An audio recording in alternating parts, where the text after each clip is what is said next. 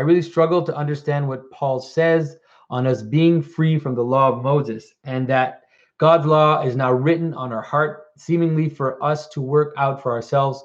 But then at the same time, it still seems like we should follow certain Old Testament laws. What's your understanding of this? So my understanding of this is that, if you read St. Paul is very difficult to read, but if you read St. Paul, he'll say things, like we are above the law, we've been freed from the law in our hearts, and then he'll ask, well, does that mean that we should break the law? And he says, by no means, we shouldn't break the law, right? We should follow the law.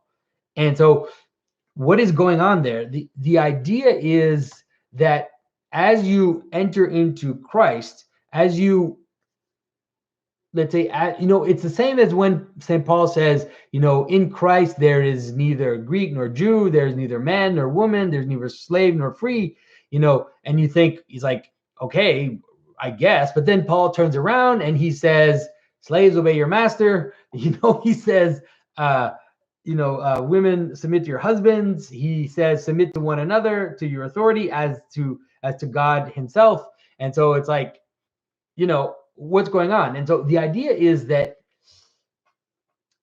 think of it as the mountain. It's like you ascend the mountain, you enter into the heart, all that imagery, and then you reach the point of the divine logos in you. You reach the Holy of Holies, you go beyond the veils of the heart, however expression that the mystics use. And then when you reach that place, you find this spark that contains in it everything, and therefore is beyond the specifics of the law, is beyond the multiplicity of the law. It's as if the law is kind of taken into this one place, and you see Christ try to do that even when he's speaking, to try to show that space to you when he says things like, all the law and the prophet is resorbed in, love your God and your neighbor as yourself.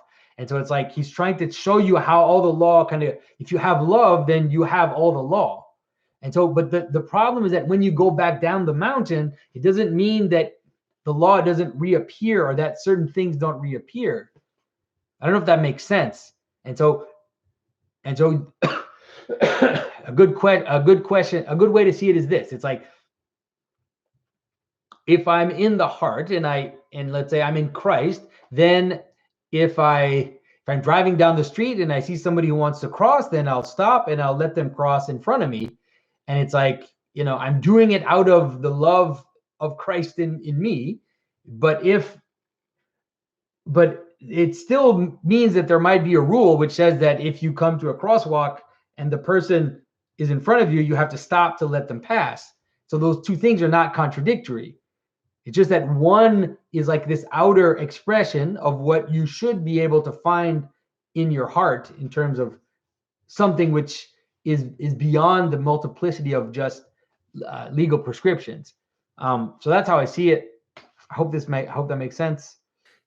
It's as if one of the things that Christ does is he's constantly showing the logos of things. He's constantly pointing to the meaning, pointing to the purpose. It's like he says, these laws that you're doing, do you know the purpose of them? Do you understand that, you pay the tithe to this and to that, but the fact that you're not helping your neighbor means that you don't understand the purpose of the law. You don't understand what this is aiming to. And so he wants to realign the law. We talked about that before today. He wants the outer performance to match the inner purpose. That's what Christ is doing. And so there's a kind of transformation of the law which happens in Christ. Interestingly enough, sometimes there's a flips. Sometimes there's a weird kind of like a flip. But maybe I'll make a video about that one day, about how there's some laws that flip when Christ comes. Why does Christianity find it unnecessary to follow certain laws from the Old Testament? In a certain manner, you would almost have to look at all the laws and each law and kind of look at why some laws are followed and why some laws aren't. There is a sense in Christianity that the law has been resolved, has been let's say, has been brought together in Christ. And so all the laws of the Old Testament find their resolution in the person of Christ. And so that has an effect on the law. So for example, one of the things that I often tell people is the law about not making graven images, for example, is resolved in Christ because Christ is the image of God. And so we are given an image. And so in that way, the resolution of the law happens in the person of Christ. And it actually kind of flips the law because we are given an image. And then in that image, we celebrate the image that God has given us. And we celebrate the fact that we all participate in that image by becoming the children of the new Adam. So that's a way in which the law is still there. It's not gone, but it's kind of brought into Christ. There are other laws, for example, the Sabbath, where we also understand to a certain extent the death of Christ as the resolution of the Sabbath.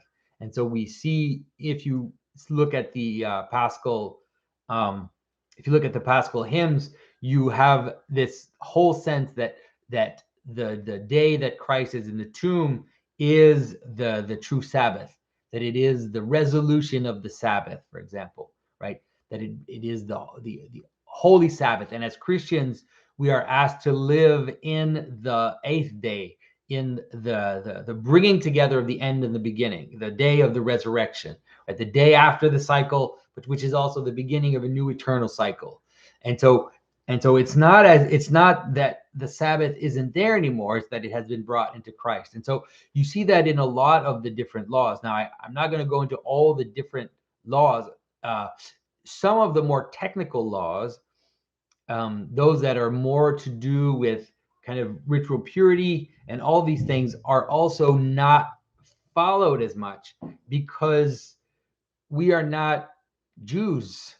We are the strangers. We are the impure that have been brought into Christ and made pure through Christ. And so we are not asked to be circumcised, right? We are not asked to participate in the circumcision rituals. And so those circumcision rituals have all, I call them circumcision rituals, but you could just call them rituals of purity. The idea of not mixing different things, the idea of, or the idea that you can't eat certain foods, that certain foods are impure. You have this moment in the Acts of the Apostle where St. Peter is dreaming and he sees this cloth come from the heavens, and it unfolds in front of him. And on the cloth is all kinds of pure and impure meats. And he hears a voice which says, "Eat." And St. Peter says, "I can't eat that food. I'm a Jew. I've always followed the law. I can't eat these impure meats." And he hears again, it happens again. He has the vision, I think, 3 times. And by the 3rd time, he decides to eat. And that becomes an image of how now the outsiders, those who are not Jewish, are meant to come together into the same space as the Jews. And so that also implies that we are allowed to eat also different meats, that we don't have to eat just the meats that are kosher, for example. And so that is usually the argument which is given in terms of the law. But the law is still very useful. It's very useful to study the law. It is very useful to understand the different laws. I always like to go into the strangest laws and try to show how they are extremely meaningful and how they actually point towards Christ.